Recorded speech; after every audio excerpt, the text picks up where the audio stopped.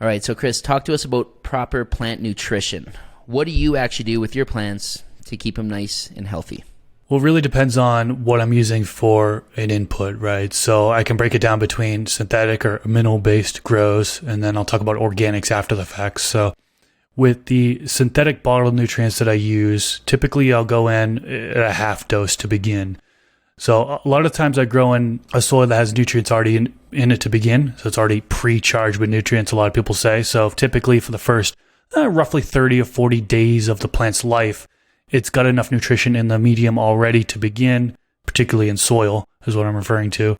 So I don't do any feedings for the first 30, 40 days. And then from there, I'll start doing a half dose of bottled nutrients according to what it says on the feeding chart.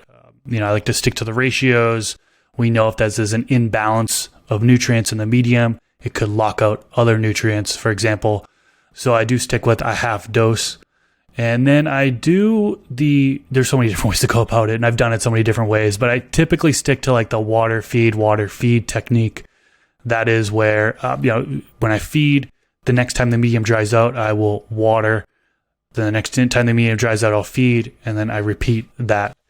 And then when I determine when to water is just old school technique that I still do. I started from the beginning and still do to this day, which is just stick your finger in the top of the medium. If an inch down, knuckle deep, if there's bone dry, that's when I go in there with the watering or feeding. And also lifting the side of the grow pot and checking the weight and stuff like that, because I don't use moisture meters. So I probably should. I mean, that makes things a little bit easier, but as of right now, I don't use moisture meters. So that's basically it with synthetic. And then as far as organic, I mostly use the organic blends. So I will do an initial amending of the blend. One of my recent favorites have been the Build a Soil Craft Blend. So before I even plant into the medium, I will amend in the Build a Soil Craft Blend 1 cup per plant.